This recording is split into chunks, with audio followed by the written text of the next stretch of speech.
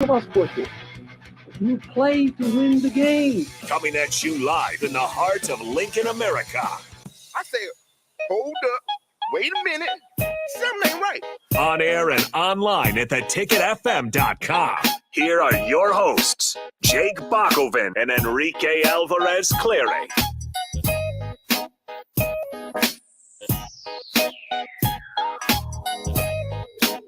Happy Friday to everybody out there. You've almost made it to the weekend, which more importantly means you've almost made it to some more Husker football as the Huskers take on the Badgers.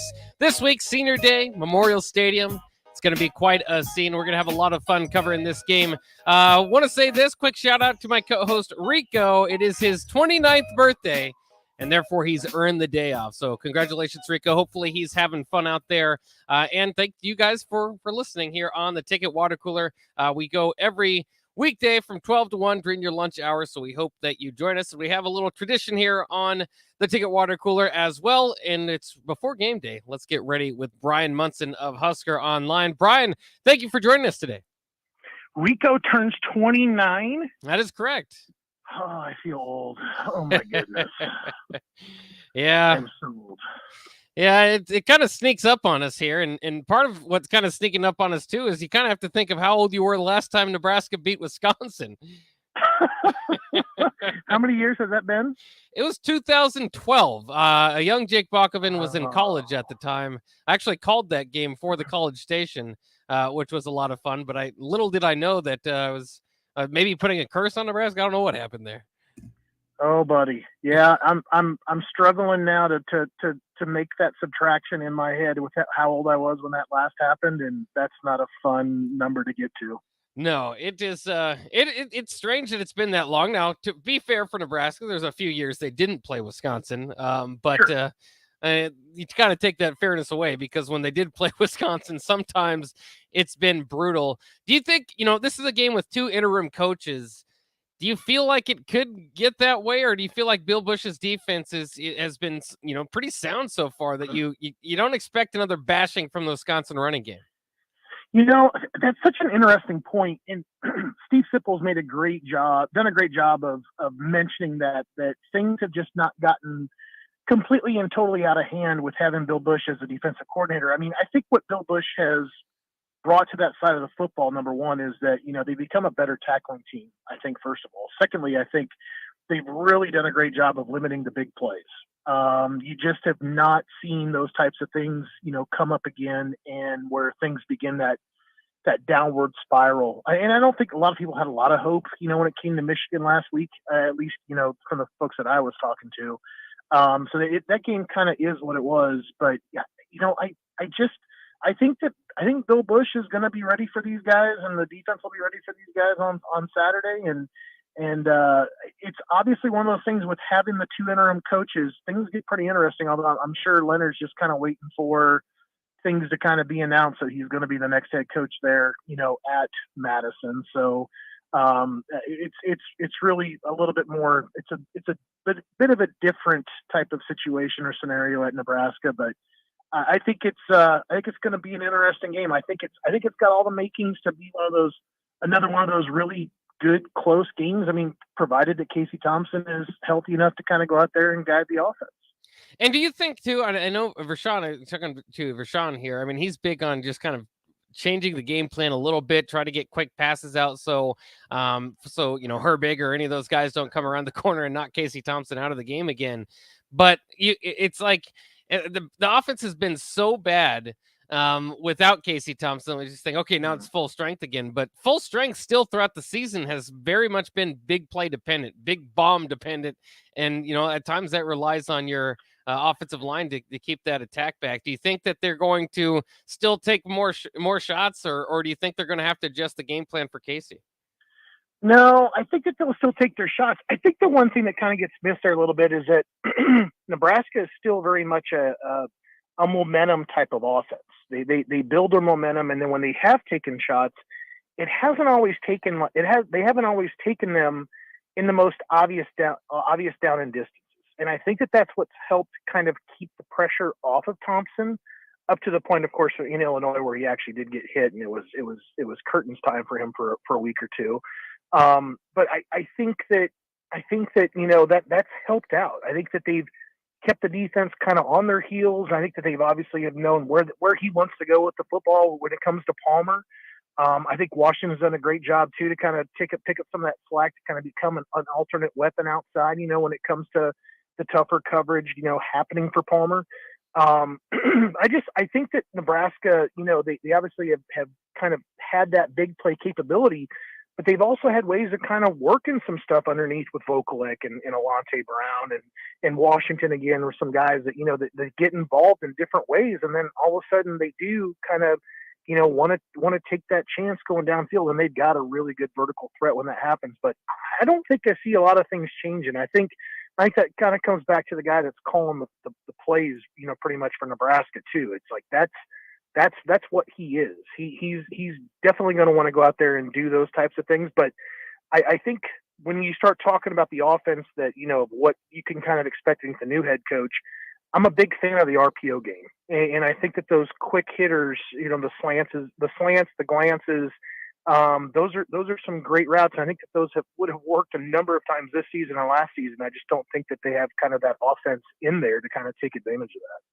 Yeah, and we talked about it a little bit, but I just want to get back to just to highlight the problem for Nebraska against Wisconsin has been the running backs and their 200-yard plus performances. In the last 8 games, I've kind of tallied up the numbers here. The 8-game losing streak to Nebraska, Wisconsin has had 7 performances of over 200 plus yards. Altogether as a team, they've averaged 348 rushing yards per game.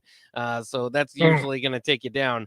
Of course, that includes Melvin Gordon's 408, so that offsets it a little bit. But Jonathan Taylor, Monte Ball, some of these other guys were able to get it done too. And Braylon Allen was able to get 228 last year against Nebraska, his only career 200+ yard game. Do you see? I mean, because Wisconsin, that's their bread and butter. I mean, they don't kind of change their offense from year to year. They kind of gave it a try this year, but it falls back on the running game. Is that kind of the key to you to look out for this game? Is just and usually you want to keep a team under 200 yards rushing against, especially Wisconsin, who's not going to pass the ball all around along the field. What's that kind of number that you'd start to be worried if Wisconsin hits? Yeah, I think if you start creeping up on 300, you got problems. Mm-hmm. I really feel like then you're dictating basically what's happening in the game. You're owning the clock. You are keeping the opposing team's offense off of the field as a result of that.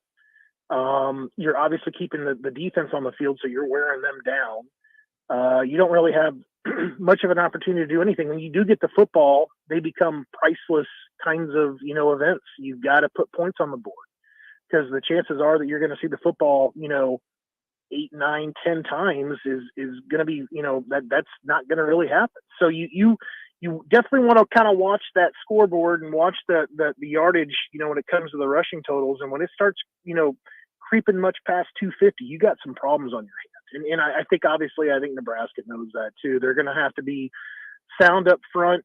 And I think that, there's some good things though to watch. I mean, Reimer looks like he's healthy.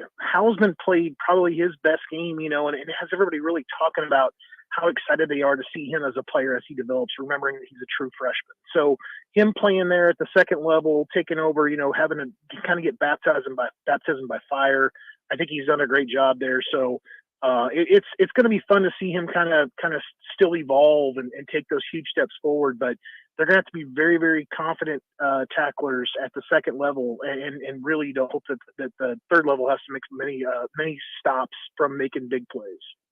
He's Brian Munson of Husker Online and On3 Sports. We're talking to him, getting ready for the Huskers and Badgers this weekend. A few more things to go through. It is senior day for Nebraska, and it's a weird senior class because I wanted to ask you about maybe recruiting stories that you remembered. But when I go through these seniors, like Devin Drew, Oliver Martin, Chancellor Brewington, Kevin Williams Jr., even Travis Vokalek. I mean, none of these guys really committed to Nebraska. Right. As freshmen. Chris Kolarovich, throw him in there, Brandon Moore, Maga Clements, even Omar Manning. I mean, this is basically, I would say, 80-85% of this class is transfers in. Do you still have any stories about those guys, or Caleb Tanner, any of those guys that kind of specifically stand out to you as kind of you're going to be remembering them here on senior day? I think Caleb Tanner is probably the one that is ingrained the most. I mean, that was really the first one that, Scott Frost had to come in and throw down and kind of get him to follow him to Nebraska. And it didn't seem like at the time that it was really kind of going Nebraska's way. I think that Auburn was in the lead. I think Georgia was still there. Of course, he gets that signing day ceremony there in February. They didn't really have that early signing date, or if they did, it really wasn't the prominent date quite yet. He gets up there and he's kind of knocking hats off the table. I think he even knocked the Nebraska hat off the table, or picked one up that was off of the table, like on the ground, like laying on the floor, or was on his lap. So I definitely remember the Caleb Tanner announcement being a very, very, very big one for Nebraska. I think that was kind of like that optimism, is kind of reigning supreme, around Scott Frost and the hire and how good things are going to be. That was the one thing that kind of got the ball rolling, I think, in my mind anyway, about how good things could be underneath Scott Frost. And of course, Omar Manning, another senior graduating, he was kind of the headliner for another class. So it's always kind of fun to go through those recruiting stories and remember as these guys wrap it up. Heck, Brock Bando, was he a Riley guy? He was, but I think that let's see, he came out of IMG Academy. I believe he was a Riley guy because he was originally from Lincoln. So there was that's an interesting guy too. I really liked talking to him when he was down there at IMG, just because of where he was coming from and where he was getting a chance to go back to. I know his family was very excited. His mom was very excited about him coming back home and playing for the Huskers. So that's definitely a guy that would stand out to me as well. Yeah, so it'll be fun to watch those guys go. Hopefully they can go out with a win. Let's talk about the reverse of the seniors going out, the recruits coming in. There's been a lot of talk about maybe not having recruits there, or what was kind of that those rumblings throughout the week? Yeah, Quintrell Travis was a guy that was confirmed as an official visitor, but it was mainly because Iowa Western season came to an end last week. They're in the top 4 for possibly seeding into the junior college playoffs, which would start next week. So they basically have this week off. So Travis was going to take an official visit to Nebraska this weekend for the Wisconsin game. And as kind of time has gone on, Nebraska called him up and said, hey, we're going to cancel this official visit with you because we don't have a head coach. And I think that when we kind of released that information, I think that there was a lot of rumors going around, a lot of rumbling going around about other coaches and stuff like that. I think that it was misinterpreted a little bit, that there was a pending head coaching announcement kind of coming from that. And that wasn't the way I essentially took it at all. But I think that, it doesn't add up as well either, though, because Arnold Barnes was brought in into September as an official visitor after Scott Frost was fired. So that didn't happen. That didn't happen that way quite as much. But I think that where it kind of leads off to is, like, I think Mickey Joseph, I think the understanding is out there, it's going to be more and more difficult for Mickey Joseph to get the head coaching job. And I think that in September, there was a lot of optimism. There was optimism around how he was recruiting. There was optimism around, the couple games that he was just about ready to go win against Indiana and Rutgers about that time. But now things have kind of played out the way that they did through October, and I think everybody else is kind of talking about other names around the country. So I think that that's what's kind of changed the tune here a little bit around official visitors. And I think those are pretty much precious assets that you want to pass along to the next coaching staff so they can go ahead and put their class together. Are there no visitors this week, or are they just kind of future class visitors? So no official visitors. There'll be about 40 unofficial visitors. You've got 5 guys, the in-state guys coming in from the state there with Malachi and Sledge and Noonan and Knutson and Gatula. Those guys will all be in. And then you've got some other guys from around the state, 2023, like Cole Ballard, the running back from Elkhorn South, Colton Tilford, who also picked up a walk-on offer from North Platte. He'll be there. And then you get into, some 2024 guys, some guys that have got an offer. Isaiah McMorris, who just picked up an offer this last week from Bellevue West, he'll be there. There's a couple other guys coming in during that time. But then you've got, or from that class that have got offers. And then you got like Harry Caskey from Ogallala. I like Jalen Todd, actually, from Southfield, Michigan, quite a bit. And another guy I think Nebraska needs to pay attention to, or fans need to pay attention to, is Kellen Lindstrom. He's a 2024 edge guy from Glendale High School in Springfield, who happens to be teammates with a 2025 recruit that'll be there, who is Charlie Wistrom. And Charlie Wistrom is the daughter Grant Wistrom, and she is a place kicker and a very good soccer player for Glendale High School. So she is the first female unofficial visitor for the Nebraska football team that I can recall. Wow. So very, very cool if that's happening. I think that probably somewhere else down the line, it'll probably lead her to getting a soccer, career at college or whatever. But fascinating story. There's some great articles out there about her, and obviously here with Grant being her father, it's a tremendous. That is crazy. That is awesome to hear that out there. Not only a girl, but for to get a shot, but Wistrom. I mean, how are you going to turn down a Wistrom? So that'll be very cool to kind of follow along in the next couple of years.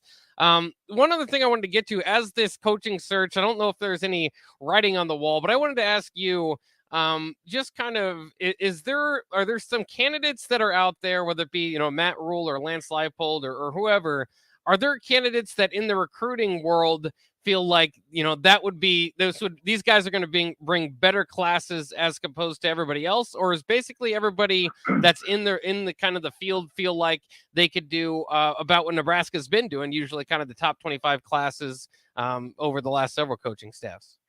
Yeah, I think that there are a couple 3 guys I think that are in a little bit of a different list on their own about guys that if they were hired as a Nebraska head football coach, they're going to be like the new shiny toy.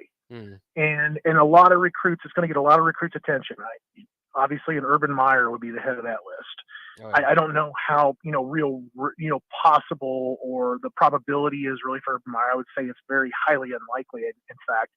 And I think like a Deion Sanders kind of resonates in that area too. It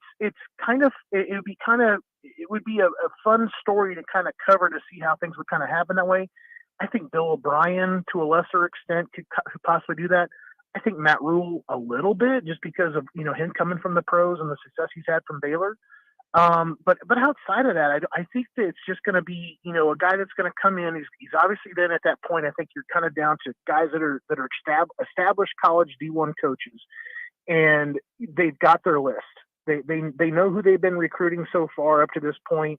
They got to become in tune with what's going on with their roster, what the current class kind of looks like, and kind of get through all that stuff, and then figure out what they want to go ahead and pull from away from the previous place where they were at, and who are the next set of guys, of course, that they wish that they had a chance to recruit at their other school that they want to get to the new school. And that's what we saw Scott Frost do when he was coming in from UCF, and really how he targeted Adrian Martinez. It'll be a very similar set of circumstances. And it's kind of fascinating to watch all these things play out. Maybe Nebraska, I saw this kind of an idea out there that maybe Nebraska has zeroed in on their guy, and just it's just an example, but like if if they wanted Matt Rule and then Auburn ends up hiring somebody else, and then Matt Rule wants to take that job, and then Nebraska could be back to where they started, I guess, and not get the benefit of having gone early. And I guess that's leads to my question. The fact that they haven't made an announcement yet, does that favor an acting coach in your mind, or do you think that there could still be the possibility? I know people are kind of thinking with Matt Rule that maybe they make the announcement before the Iowa week, and that would probably be the best chance for Matt Rule to get the job, because otherwise it doesn't really make sense to let the other jobs open after Thanksgiving weekend. I think if there's any announcement before the Iowa game, it's going to be a coach that's currently not coaching anywhere, and Matt Rule obviously fits that bill. Urban Meyer would fit that bill, but there might be another team or two that's had their season come to an end. But I think it would be pretty devastating, I think, to the current program, wherever that coach is at, to have his name linked to another head coaching job and still have games on their schedule, particularly anything that was conference championship related. Oh, yeah. I think that would be very, very difficult. And I think it would be obviously something that the current program that he's coaching at, they would not be very, very happy with. So, and I think that obviously can cost you. It can cost you a coach that says, I'm walking away from this gig. You guys can't keep your trap shut. There's some definite fallout that could happen around that type of circumstance. So I think that's why things have been so tight-lipped. It's just that they don't want to make any type of, early kind of floating the name out there to where it upsets anybody, whether it's Mickey Joseph, the current players, or any of that stuff, they're trying to finish out their season. And in fairness, the other coach is probably trying to finish out theirs. Fascinating stuff. I know some people are getting a little bit tired of this coaching search. I love it. I mean, this is a lot of fun for me going from week to week, but I think it will come to an end soon. So most Husker fans, you can breathe a sigh of relief here. But you did just bring up a possibility I guess I didn't think of before, is the conference championship game. I guess it could extend another week if Nebraska were in the talks there. All right, he's Brian Munson of Husker Online on 3 Sports. Brian, I know that you're about to get a fresh cut, so you have the freshest cut in the room. So we won't take you any more of your time. Freshest cut to get in the car and start driving back to the motherland. So I'm looking forward to getting up there pretty quick. All right. Thanks for joining us once again. All right. Be good, man. Have a good Thanksgiving. Thank you. You too. There goes Brian Munson of Husker Online. Always a great guest. A lot of insight there. Great stuff there. We'll take a quick break here on the Ticket Water Cooler. We'll be back. We got ticket prices. I haven't been quiet about it so far today. Nebraska, Wisconsin. If you want to go, look at the secondary ticket market. It's not very high. So Nebraska might end up in our list of low end games this week as far as ticket prices go. But it's if you want to feel any better, it's a trend. It's quite cold out there across the United States, so people are going to less football games. So we'll talk about that coming up next year. Also, the highest price ticket games coming up next year on 93.7 The Ticket. There's nothing quite like the Mercado by Certified Piedmontese beef. The Mercado offers unique ingredients you can't find anywhere else, open every day from 8 a.m. to 8 p.m. The full-service butcher shop and retail store is wonderful for meat lovers with their exclusive Certified Piedmontese beef and assorted sausages, plus other quality meats, including pork, chicken, and a wide range of the freshest seafood. Plus, every Friday from 11 to 2, the Mercado serves up the best lunch in town on their Friday Feast menu. Stop in at the Mercado today at 84th and Havelock or visit their website at cpmercado.com to see current deals. Life is too short to constantly be in pain and do nothing about it. Why not get a massage to ease your body pains away? The Body Shop in Lincoln is your place for all types of massages. Deep tissue, hydrating, sports, Swedish, hot stone, aroma, and more. Interested in a couples massage? The Body Shop offers those too in 1 hour or 90-minute increments. Book your appointment today or get ahead on gift giving with a gift certificate at thebodyshoplincoln.com. The Body Shop at 48th and A. Lose fat, build muscle, gain endurance. Whatever your goal, Farrell's Extreme Body Shaping can help you achieve it. Farrell's offers group fitness for all levels in a fun, welcoming environment. Their proven method combines kickboxing, cardio, and strength training to get you in the best shape of your life. You've heard all about their 10-week challenges, but you can join as a member anytime. Head to fxbeatlincoln.com to learn more. Farrell's Extreme Body Shaping at 40th and Yankee Hill or just south of 78th and Pioneers. At Venue Catering and Events, we offer 2 of the most historic ballrooms in Lincoln. The Jasmine Room, located in the historic Grand Manse in the heart of downtown, featuring a beautiful built-in antique bar, spacious patio, and soaring skylit ceilings. The Scottish Rite Ballroom, located just 2 blocks from the state's capital, boasts intricate hand-carved columns, rich dark wood floors, and lavish chandeliers. The perfect venues to host your wedding, corporate event, or much more. For availability and more information, call us at 402-603-6483. Holiday wishes really do come true. Through January 4th, 2023, when you enter any non-winning Nebraska lottery, $1 Holiday Wishes 2X, $5 Holiday Wishes 10X, or $10 Holiday Wishes 20X scratch ticket, you have a chance to win $1,000, $5,000, or $10,000. There are 2 drawings for winners, so visit your nearest Nebraska lottery retailer today, buy some tickets, and enter our Holiday Wishes Second Chance promotion. Top prize odds vary by game. So, when do you think you'll be done with our kitchen renovation? Well, ma'am, the Italian marble countertops will take a while to get in. No problem. In the meantime, you can start on the spiral staircase.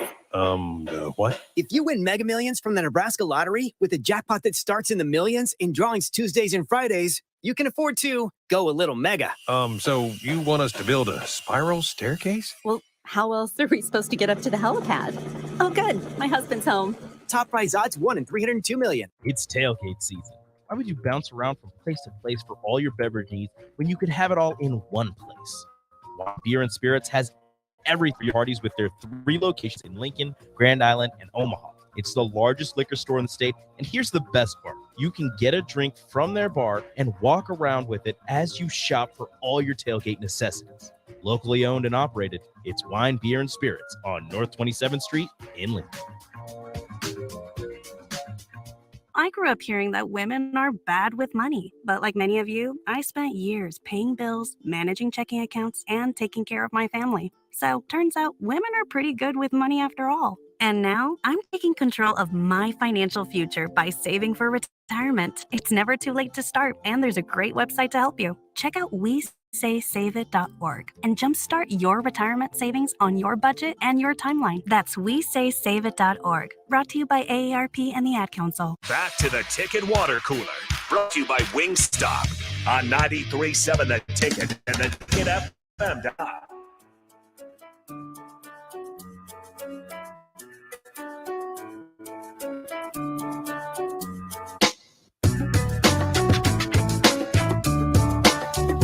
This is the Ticket Water Cooler, and it is a Friday, so it is a Good Sense Friday around here. Thanks to once again to the wonderful people at Good Sense for providing us with our lunch, and hopefully they can do the same for you. Go out and get Good Sense today. If you don't do that, get Wingstop.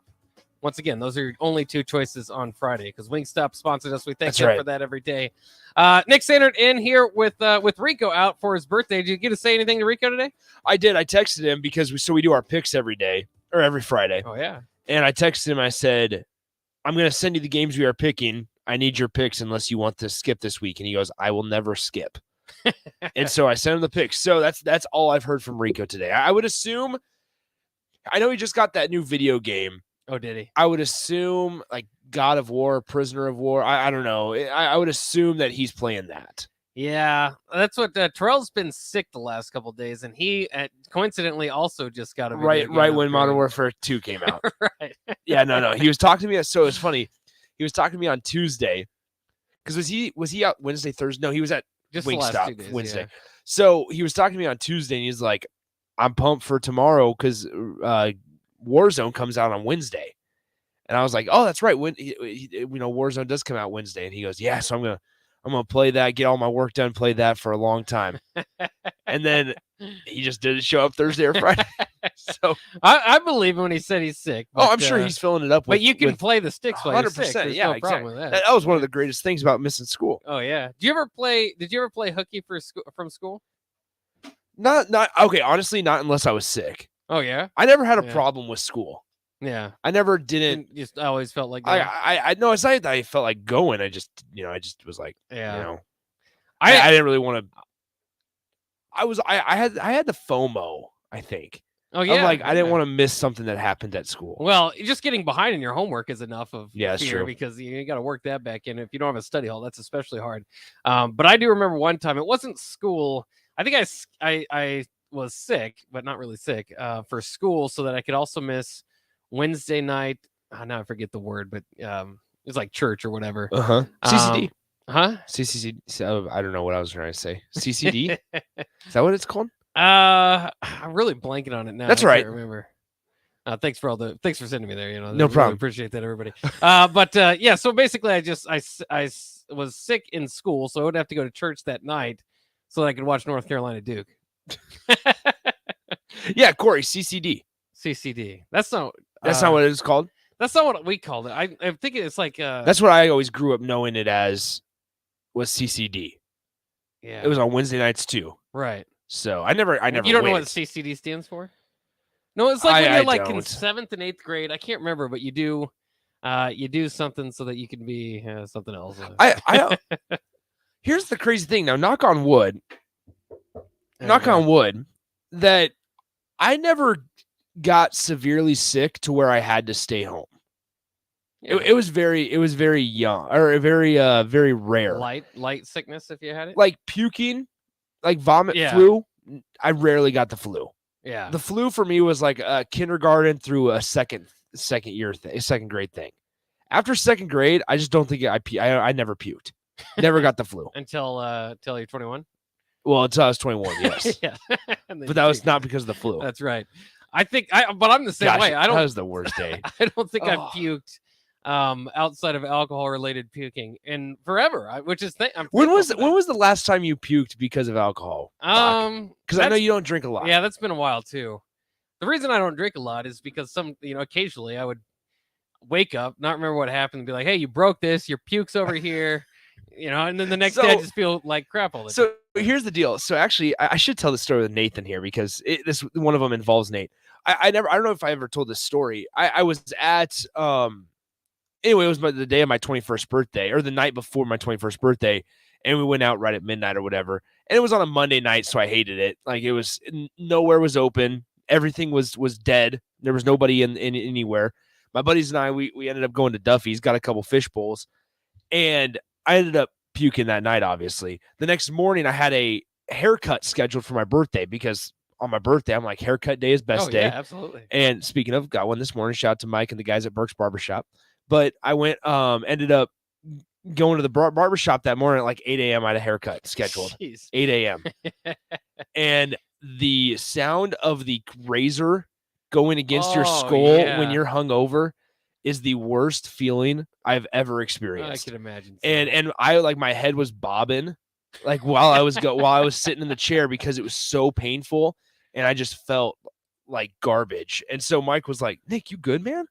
I was like, "Mike, I'm hungover, man." I was like, "It's my 21st birthday. I'm hungover." I got worse on the night before my 21st, or like the at midnight on my 21st birthday than I did when I went to the casino that night with all my buddies. Oh, nice. At least you did it right. It was the worst day of my life. Well, you're not supposed to feel good on your 21st it was birthday, bad. I think. But okay, so actually here's one with Nate. Okay, here's a story with Nathan. And maybe he's listening. Who knows? It was probably a couple weeks after I turned 21. We ended up going out. And we went back to his apartment and we stayed the night and crashed there. It was the night before the spring game. It was the night before the spring game. And anyway, I remember you guys at the tailgate. We woke up. we woke up to Uber down to the to the Tipsy Tina's. Yeah. And Nate walks into the bathroom. And Nate puked all over the bathroom floor. Oh yeah. And he comes out to the living room where I was sleeping on the couch. He's like, "Nick, you puked in my bathroom and didn't pick it up." I was like, "Nate, I remember hearing you puke last night." "Nah, I never puke. I never puke." Oh. Seriously, I will ask Nate on the crossover in about an hour. I'll be like, "Nate, have you ever puked because of alcohol?" He'll say, "Nope, never." And listeners, if you ever listen to Nate, you can hear him say that. Right. No, I will. Yeah. I never puke because of alcohol. Never puked. I heard him puking at like 4 a.m. So because is there of alcohol. still a dispute about who's puking? Oh yeah, no. We still disagree. Yeah, we still disagree Who about cleaned it up? Nate. Oh yeah. I made Nate clean it up. I'm not cleaning up Nate's not puke. my puke, I man. 100% remember that I did not. I was not nearly as bad a shape as Nate was that night. Yeah. And that was. I'll say I will never. I doubt you 100% remember, but I know I do. I can tell you every event that happened. We ended up, and then we Ubered down the next morning. He was like, "If I puked, why do I feel perfectly fine?" I was like, "Because you puked." Yeah, that helps. That helps. So he is. Yeah, it's interesting. Bryce says, "I've been Nate's bartender, and that's suspect." He's definitely puked from alcohol. Yeah, he did on the night before the spring game. Let me tell you, Bryce, I promise, man. And thanks to Roger, William, and Corey, I think confirmation is what it was called. Gotcha. Confirmation, yeah. Gotcha. So I skipped one of those. Not the last time you puked. That was not the last time I puked. I wasn't even sick that day. I just wanted to watch North Carolina Duke that night, and I wasn't going to be able to. How much? Okay, Bach, how much do you watch the MACtion every night? Because we're on like we're like on a streak of 20-some straight days with some amount of football. Right. Yeah. With whether it's NFL, whether it's MACtion, whether it's the weekend, we're on like a streak of 20-some days with football. And I caught myself glued to the screen last night between SMU and Tulane. Nice. SMU's usually a good program. I think they're down a little bit now, but yeah. Is Tanner Mordecai there? I watched. Yeah. Oklahoma he has been there for years. It does feel like that, doesn't it? Tanner Mordecai is basically the Tanner Morgan of MACtion. He basically is, and that's a great name, Mordecai. Yeah. And that's where Sonny Dykes was last year, right? SMU.